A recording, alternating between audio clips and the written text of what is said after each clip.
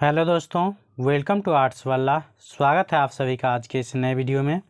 आज हम लोग हिंदी व्याकरण की रिवीजन की कड़ी में पार्ट 10 देखने वाले हैं और इसमें हम लोग डिस्कस करने वाले हैं संधि और समास दोनों एक साथ। तो आप लोग वीडियो को अंत तक ज़रूर देखिएगा। मैं आप लोगों को संधि और समास से रिलेटेड कंप्लीट ऑब्जेक्टिव का भी प्रैक्टिस करवा दूँगा, साथ ही साथ दोनों का कॉन्सेप्ट भी समझा दूँगा। तो चलिए शुरू करते हैं। तो देखिए, पहला जो हमारा है आज का 81 का बोल रहा है अजंत का संधि विच्छेद है। तो अजंत का संधि विच्छेद क्या होता है? तो ये होता है अच प्लस अंत। तो ऑप्शन नंबर बी इसका करेक्ट आंसर हो जाएगा। उसके बाद नेक्स्ट हमारा है 82 का जो उद्धरण का संधि विच्छेद है।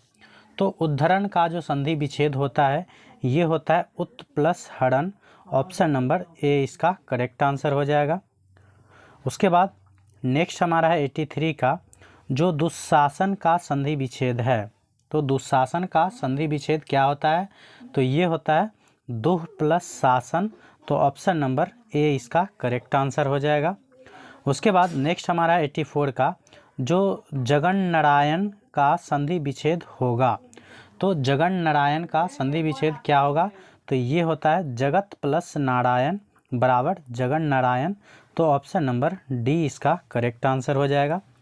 उसके बाद नेक्स्ट हमारा 85 का जो अन्वय का संधि विच्छेद है। तो अन्वय का संधि विच्छेद क्या होता है? तो ये होता है अनु प्लस ए। तो ऑप्शन नंबर ए इसका करेक्ट आंसर हो जाएगा। उसके बाद नेक्स्ट हमारा 86 का जो महोत्सव का संधि विच्छेद है। तो महोत्सव का संधि विच्छेद क्या होता है? तो ये होता है महा प्लस उत्सव। क्या होता है? महा प्लस उत्सव। तो ऑप्शन नंबर डी इसका करेक्ट आंसर हो जाएगा। उसके बाद नेक्स्ट हमारा है 87 का जो निरोग का संधि विच्छेद है। तो निरोग का संधि विच्छेद क्या होता है? तो ये होता है निह प्लस रोग। तो ऑप्शन नंबर डी इसका करेक्ट आंसर हो जाएगा। अगर इसमें संधि पूछता जो कौन सा संधि होता है, तो देखिए यहाँ विसर्ग के साथ स्वर जुड़े या व्यंजन तो उसे बोलते हैं विसर्ग संधि। तो इसमें कभी संधि पूछ दिया जाए तो याद रखिएगा विसर्ग संधि। उसके बाद नेक्स्ट हमारा 88 का जो तेजोमय का संधि विच्छेद है। तो तेजोमय का संधि विच्छेद क्या होता है? तो ये होता है तेजः प्लस मय बराबर तेजोमय। तो ऑप्शन नंबर सी इसका करेक्ट आंसर हो जाएगा। उसके बाद नेक्स्ट हमारा है 89 का जो उत्तरोत्तर का संधि विच्छेद होगा। तो उत्तरोत्तर का संधि विच्छेद क्या होता है? तो ये होता है उत्तर प्लस उत्तर बराबर उत्तरोत्तर। तो ऑप्शन नंबर ए इसका करेक्ट आंसर हो जाएगा। उसके बाद नेक्स्ट हमारा है 90 का जो परोपकार में कौन सी संधि है। तो परोपकार में कौन सी संधि है? तो ये हो जाएगा गुण संधि। तो ऑप्शन नंबर ए इसका करेक्ट आंसर हो जाएगा। याद रखिएगा संधि जो है 3 प्रकार के होते हैं, स्वर संधि, व्यंजन संधि और विसर्ग संधि। उसके बाद स्वर संधि के 5 भेद होते हैं, दीर्घ संधि, गुण संधि, वृद्धि संधि, यन संधि और अयादि संधि। तो ये जो स्वर संधि के 5 भेद होते हैं ये काफ़ी लेंदी है इसका, तो इसीलिए मैं इस पाँचों को नहीं समझा पाया हूँ। तो सिर्फ याद रख लीजिएगा जो परोपकार में कौन सी संधि है, तो गुण संधि।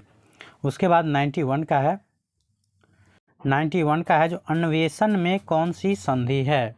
तो अन्वेषण में जो संधि हो जाएगी ये हो जाएगा यन संधि। तो ऑप्शन नंबर सी इसका करेक्ट आंसर हो जाएगा। उसके बाद नेक्स्ट हमारा क्वेश्चन है 92 का जो निम्न में से कौन सा दीर्घ संधि का उदाहरण है। तो दीर्घ संधि का उदाहरण कौन सा हो जाएगा? तो ये हो जाएगा रजनीश भी हो जाएगा, कपीस भी हो जाएगा, नारीश्वर भी हो जाएगा। तो ऑप्शन नंबर डी हो जाएगा उक्त तीनों। अगर बोलिएगा आप लोगों को तो उस पांचों संधि को भी मैं समझा दूंगा नेक्स्ट वीडियो में। तो उसके लिए आप लोग कमेंट कीजिएगा जो स्वर संधि के जो 5 भेद होते हैं उसे भी समझाया जाए, तो मैं निश्चित रूप से अगले वीडियो में उसको भी एक्सप्लेन कर दूंगा। उसके बाद नेक्स्ट हमारा 93 का जो मैतक्य में कौन सी संधि है। तो मैतक्य में जो संधि होती है ये होती है वृद्धि संधि। तो ऑप्शन नंबर बी इसका करेक्ट आंसर हो जाएगा। उसके बाद नेक्स्ट हमारा 94 का जो सप्तर्षि में कौन सी संधि है। तो सप्तर्षि का मतलब होता है सप्त प्लस ऋषि, मतलब 7 ऋषि जो होता है उसे बोलते हैं सप्तऋषि। तो ये हो जाएगा गुण संधि। तो ऑप्शन नंबर डी इसका करेक्ट आंसर हो जाएगा। उसके बाद नेक्स्ट हमारा है 95 का जो लघुड़मी में कौन सा समास है? तो लघुड़मी में कौन सा समास नहीं, कौन सी संधि है? तो लघुड़मी में जो संधि होती है ये होता है दीर्घ संधि। तो ऑप्शन नंबर डी इसका करेक्ट आंसर हो जाएगा। हालांकि स्वर संधि के जो 5 भेद होते हैं, दीर्घ, गुण, वृद्धि, यन और अयादि, तो इससे रेयर केस में क्वेश्चन बनता है। जनरली जो है स्वर संधि, व्यंजन संधि और विसर्ग संधि, इसी से क्वेश्चन बनता है। इन सब से क्वेश्चन जो है बहुत रेयर केस में बनता है, लेकिन फिर भी अगर आप लोग बोलिएगा तो मैं उसे समझा दूंगा। नेक्स्ट हमारा है 96 का, जो रविंद्र का संधि विच्छेद है। तो रविंद्र का जो संधि विच्छेद होता है ये होता है रवि प्लस इंद्र। ये हो जाएगा रवि प्लस इंद्र, इसमें से हर्षी और इसमें से हर्षी जुड़ जाएगा तो ये हो जाता है दीर्घ ई, इसलिए रविंद्र में क्या है दीर्घ ई। तो याद रखिएगा रवि प्लस इंद्र बराबर रविंद्र। तो ऑप्शन नंबर ए इसका करेक्ट आंसर हो जाएगा। उसके बाद नेक्स्ट हमारा 97 का, जो मनवंतर का संधि विच्छेद है। तो मनवंतर का जो संधि विच्छेद होता है ये होता है मनु प्लस अंतर। तो ऑप्शन नंबर ए इसका करेक्ट आंसर हो जाएगा। उसके बाद नेक्स्ट हमारा है 98 का, बोला जा रहा है जो षड दर्शन का संधि विच्छेद है। तो षड दर्शन का संधि विच्छेद क्या होता है? तो ये होता है षट प्लस दर्शन। तो ऑप्शन नंबर बी इसका करेक्ट आंसर हो जाएगा। उसके बाद नेक्स्ट हमारा क्वेश्चन है 99 का, जो जगदम्बा का संधि विच्छेद है। तो जगदम्बा का संधि विच्छेद कौन सा होगा? तो ये होता है जगत प्लस अम्बा बराबर जगदम्बा। जैसे जगदीश में होता है जगत प्लस ईश, उसी प्रकार जगदम्बा में क्या हो जाएगा? तो जगत प्लस अम्बा। तो ऑप्शन नंबर बी इसका करेक्ट आंसर हो जाएगा। उसके बाद नेक्स्ट हमारा है 100 का, जो वार्तालाप का संधि विच्छेद है। तो वार्तालाप का जो संधि विच्छेद होता है ये होता है वार्ता प्लस आलाप। तो ऑप्शन नंबर बी इसका करेक्ट आंसर हो जाएगा। उसके बाद नेक्स्ट हमारा है 101 का, जो नायक का संधि विच्छेद होगा। तो नायक का संधि विच्छेद क्या होता है? तो ये होता है नई प्लस अक बराबर नायक। तो ऑप्शन नंबर बी इसका भी करेक्ट आंसर हो जाएगा। उसके बाद नेक्स्ट हमारा है 102 का, जो बोला जा रहा है अन्वेषण का संधि विच्छेद है। तो अन्वेषण का संधि विच्छेद क्या होता है? तो ये होता है अनु प्लस एसन। तो ऑप्शन नंबर सी इसका करेक्ट आंसर हो जाएगा। उसके बाद नेक्स्ट हमारा है क्वेश्चन, जो उद्गम का संधि विच्छेद होगा। तो उद्गम का संधि विच्छेद क्या होता है? तो ये होता है उत प्लस गम। ऑप्शन नंबर बी इसका करेक्ट आंसर हो जाएगा। उसके बाद 104 का है, जो सदैव किस संधि का उदाहरण है। तो सदैव जो है ये किस संधि का उदाहरण हो जाएगा? तो ये हो जाएगा वृद्धि संधि का। तो ऑप्शन नंबर सी इसका करेक्ट आंसर हो जाएगा। उसके बाद नेक्स्ट हमारा है 105, जो इनमें से कौन विसर्ग संधि नहीं है। तो यहाँ पूछा जा रहा है कौन विसर्ग संधि नहीं है। तो विसर्ग संधि मैंने बताया है, जो ऐसा संधि जिसमें क्या होता है विसर्ग के साथ स्वर जुड़े या व्यंजन जुड़े तो उसे हम लोग बोलते हैं विसर्ग संधि। तो यहाँ भी देखिए अभी प्लस इष्ट विद्या 105 का है, निह प्लस जन बराबर को होता है क्या होता है निर्जन, निह प्लस आधार बराबर निराधार। तो इसमें भी विसर्ग आ रहा है, इसमें भी विसर्ग आ रहा है। उसके बाद नेक्स्ट हमारा है निराशा। क्या है? निराशा। तो निराशा में क्या होता है निह प्लस आशा बराबर निराशा। तो इसमें भी विसर्ग आ रहा है। तो जिसमें भी विसर्ग के साथ स्वर जुड़े या व्यंजन जुड़े उसे विसर्ग संधि कहते हैं। तो उपकार में नहीं आएगा, तो इस प्रकार से यह विसर्ग संधि नहीं होगा। तो ऑप्शन नंबर डी इसका करेक्ट आंसर हो जाएगा। उसके बाद नेक्स्ट हमारा है 106, जो इनमें से कौन सा स्वर संधि नहीं है। तो देखिए स्वर संधि में क्या होता है, संधि का मतलब होता है जुड़ना। तो स्वर संधि का मतलब क्या हो गया? तो जिसमें स्वर जुटेगा। तो जिसमें स्वर जुड़ेगा, देखिए यहाँ विद्यार्थी का क्या होता है विद्या प्लस अर्थी। तो या में आ आएगा और अर्थी में तो अ है, ये है। तो ये दोनों यहाँ स्वर होगा। उसके बाद दीक्षांत, तो दीक्ष प्लस अंत। तो दीक्ष में अ आ जाएगा लास्ट में, और ये भी इसमें भी अ आ जाएगा। अभिष्ट में भी आ जाएगा। तो देखिए दिग्गज में क्या हो जाएगा? दिग्गज का जो संधि विच्छेद होता है ये होता है दिक प्लस गज। तो इसमें क हलंत आ गया। तो इस प्रकार से यह स्वर संधि नहीं होगा। तो ऑप्शन नंबर डी इसका करेक्ट आंसर हो जाएगा।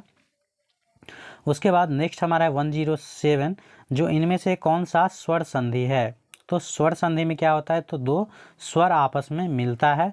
तो जैसे देखिए यहाँ राम अवतार, राम अवतार में क्या आ जाएगा, तो राम प्लस अवतार क्या होता है, राम प्लस अवतार। तो यहाँ म में भी क्या आ जाएगा, अ आ जाएगा, और यहाँ भी अ है, तो दोनों स्वर आपस में मिल रहा है, इसीलिए ये हो जाएगा स्वर संधि। तो यहाँ पूछ रहा था कौन स्वर संधि है, तो ऑप्शन नंबर ए इसका करेक्ट आंसर हो जाएगा। उसके बाद नेक्स्ट हमारा है 108 का, जो इनमें से कौन सा व्यंजन संधि है। तो व्यंजन संधि में क्या होता है, तो स्वर के साथ व्यंजन जुड़े या व्यंजन के साथ व्यंजन जुड़े, तो उसे हम लोग क्या बोलते हैं, तो ये बोलते हैं व्यंजन संधि। तो 108 में पूछ रहा है कौन सा व्यंजन संधि है, तो देखिए यहाँ क्या है, उद्घाटन, तो ये होता है उत्त प्लस घाटन, तो ऑप्शन नंबर बी इसका करेक्ट आंसर हो जाएगा। उसके बाद नेक्स्ट हमारा है 109 का, जो इनमें से कौन सा विसर्ग संधि है। तो विसर्ग संधि का उदाहरण पूछा जा रहा है कौन सा है, तो ये हो जाएगा निर्मल, निह प्लस मल, तो ऑप्शन नंबर ए इसका करेक्ट आंसर हो जाएगा। उसके बाद नेक्स्ट हमारा है 110 का, बोला जा रहा है यशोदा का सही संधि विच्छेद क्या होगा। तो यशोदा का जो संधि विच्छेद होता है ये होता है यशः प्लस दा, तो यशोदा, तो ऑप्शन नंबर ए इसका करेक्ट आंसर हो जाएगा। अगर इसमें पूछा जाता जो कौन सा संधि होगा, तो ये आप लोग बताइएगा कमेंट बॉक्स में, जो यशः प्लस दा, यशः प्लस दा में कौन सा संधि है। अगर संधि वाले वीडियो देखे होंगे तो निश्चित रूप से आप लोगों को पता होगा और आप लोग ज़रूर कमेंट करेंगे। उसके बाद नेक्स्ट हमारा है, जो इनमें से कौन सा विसर्ग संधि नहीं है। तो इसमें पूछा जा रहा है विसर्ग संधि, तो देखिए पुनर्जन्म में क्या हो जाएगा, पुनः प्लस जन्म, यशोदा में होता है यशः प्लस दा। उसके बाद पयोधर, क्या है, पयोधर में क्या होता है, तो इसमें भी विसर्ग संधि होता है, तो निषेध में विसर्ग संधि नहीं होगा, तो ऑप्शन नंबर ए इसका करेक्ट आंसर हो जाएगा। उसके बाद गंगोर्मी किन वर्णों के योग से बना है। तो गंगा प्लस उर्मी, गंगोर्मी में क्या होता है, तो गंगा प्लस उर्मी, तो गंगा, गंगा में क्या आ जाएगा, आ जाएगा, और उर्मी में क्या है, ऊ है, तो यहाँ से आ प्लस ऊ मिल जाएगा। तो इस प्रकार से ऑप्शन नंबर सी इसका करेक्ट आंसर हो जाएगा। तो उम्मीद है आप लोग संधि समझ गए होंगे काफ़ी अच्छे तरीके से। फिर भी अगर आप लोगों को मन में कोई डाउट रहता है तो उसे आप लोग कमेंट जरूर किया कीजिए। उसके बाद चलते हैं हम लोग समास की ओर। तो समास पता है, संधि और समास दोनों एक ही होता है। संधि में दो वर्ण का मेल होता है, जबकि समास में क्या होता है, दो पद जुटता है। तो यहाँ पूछा जा रहा है जो चंद्रमुख में कौन सा समास है। तो चंद्रमुख मतलब क्या हो गया, जो चंद्र के समान जिसका मुख हो। तो मैंने बताया था जिसमें भी तुलनात्मक रूप से हो तो उसे हम लोग बोलते हैं कर्मधारय समास। तो इस प्रकार से इसका जो आंसर हो जाएगा ऑप्शन नंबर बी हो जाएगा। उसके बाद नेक्स्ट हमारा क्वेश्चन है 14 का, जो लंबोदर कौन सा समास है। तो लंबोदर का मतलब होता है लंबा है उदर जिसका, उदर मतलब होता है पेट, तो जिसका पेट लंबा है अर्थात गणेश जी। तो मैंने बताया है जो जिस समास का समस्त पद मिलकर किसी अन्य पद का बोध कराता है उसे हम लोग बोलते हैं बहुब्रीहि समास। तो इसीलिए लंबोदर हो जाएगा बहुब्रीहि समास। तो ऑप्शन नंबर डी इसका करेक्ट आंसर हो जाएगा। इसी प्रकार से गजानन हो जाएगा, चक्रपाणी हो जाएगा, वीणा पानी हो जाएगा, ये सभी क्या होता है, तो बहुब्रीहि समास का उदाहरण। उसके बाद नेक्स्ट हमारा 15 का, जो राजा रानी कौन सा समास है। तो मैंने बताया है बीच में डैश में चिन्ह लगा रहे समझिए, और ये दोनों शब्द एक दूसरे का विलोम रहे तो उसे आँख मूंद के आप लोग द्वंद्व समास लगा सकते हैं। तो इस प्रकार से ये जो हो जाएगा द्वंद्व समास। तो ऑप्शन नंबर बी इसका करेक्ट आंसर हो जाएगा। उसके बाद आपाद मस्तक, आपाद मस्तक का मतलब होता है सर से लेकर के पैर तक। तो ये भी क्या हो जाएगा, अव्यय है एक प्रकार से, तो ये हो जाएगा अव्ययी भाव समास। तो ऑप्शन नंबर बी इसका करेक्ट आंसर हो जाएगा। उसके बाद नेक्स्ट हमारा है 17 का, बोला जा रहा है गजानन में कौन सा समास है। तो गजानन का मतलब होता है गज प्लस आनन। तो गज मतलब क्या होता है, हाथी के जैसा जिसका आनन हो। तो ये भी बहुब्रीहि समास का उदाहरण हो जाता है। तो इसे लगा सकते हैं ऑप्शन नंबर ए, यहाँ बहुब्रीहि हो जाएगा ऑप्शन नंबर ए 17 का। उसके बाद नेक्स्ट हमारा है नीलकमल, नीलकमल में कौन सा समास है। तो नीलकमल का मतलब क्या होता है, नीला है जो कमल, मतलब नीला है जो कमल। तो यहाँ भी क्या हो रहा है, तुलनात्मक रूप से हो रहा है, तो इसे भी हम लोग लगा देंगे कर्मधारय में। तो ऑप्शन नंबर सी इसका करेक्ट आंसर हो जाएगा। उसके बाद 19 का है नीलांबर में कौन सा समास है। तो नीलांबर का मतलब होता है नील है अंबर में जिसके, नील है अंबर, नीला है जो अंबर, तो ये हो जाएगा नीलांबर। तो ये भी कर्मधारय समास, तो ऑप्शन नंबर ए इसका करेक्ट आंसर हो जाएगा। उसके बाद नेक्स्ट हमारा है 20 का, बोला जा रहा है ब्रजराज में कौन सा समास है। तो ब्रजराज, तो ये हो जाएगा तत्पुरुष समास, ऑप्शन नंबर ए इसका करेक्ट आंसर हो जाएगा। उसके बाद नेक्स्ट हमारा 21 का, जो विजय पर्व में कौन सा समास है। तो विजय पर्व में कौन सा समास हो जाएगा, तो ये भी हो जाएगा तत्पुरुष समास, तो ऑप्शन नंबर ए इसका करेक्ट आंसर हो जाएगा। उसके बाद नेक्स्ट हमारा 22 का, जो जन्मजात में कौन सा समास है। तो जन्मजात कह लीजिए या आजन्म कह लीजिए, तो जन्मजात अलग हो जाता है, आजन्म अलग हो जाता है। तो जन्मजात को हम लोग ऐसे लिख सकते हैं, जन्म और जात, तो इस प्रकार से ये हो जाएगा द्वंद्व समास, तो ऑप्शन नंबर ए इसका करेक्ट आंसर हो जाएगा। उसके बाद नेक्स्ट हमारा है 23 का, बोला जा रहा है नीलकंठ में कौन सा समास है। तो देखिए नीलकंठ में कौन सा समास हो जाएगा, तो ये हो जाएगा नीलकंठ कर्मधारय समास, तो ऑप्शन नंबर ए इसका करेक्ट आंसर हो जाएगा। उसके बाद नीलकंठ में देखिए अगर कर्मधारय नहीं रहे तो आप लोग इसे बहुब्रीहि में मार सकते हैं, क्योंकि नीलकंठ का मतलब नीला है जिसका कंठ, तो नीलकंठ मतलब नीला कंठ किसका है, तो पता होगा आप लोगों को, शंकर जी जब विष पी लिए थे तो उसका कंठ उस दिन से कैसा हो गया, नीला। तो इस प्रकार से वह बहुब्रीहि में भी लगा सकते हैं, लेकिन कर्मधारय जब नहीं रहे तो। उसके बाद नेक्स्ट हमारे 24 का, जो संवाददाता में कौन सा समास है। तो संवाददाता में भी क्या हो जाता है, तत्पुरुष समास, तो ऑप्शन नंबर ए इसका करेक्ट आंसर हो जाएगा। उसके बाद नेक्स्ट हमारा 25 का, जो टेढ़ा मेढ़ा में कौन सा समास है। तो टेढ़ा मेढ़ा में कौन सा समास है, ये आप लोग भी बताइएगा कमेंट बॉक्स में, क्योंकि ये सिंपल है, अगर समास आप लोग पढ़े होंगे तो निश्चित रूप से आप लोगों को पता होगा। उसके बाद नेक्स्ट हमारा 26 का हमारा है, जो सदा नीरा में कौन सा समास है।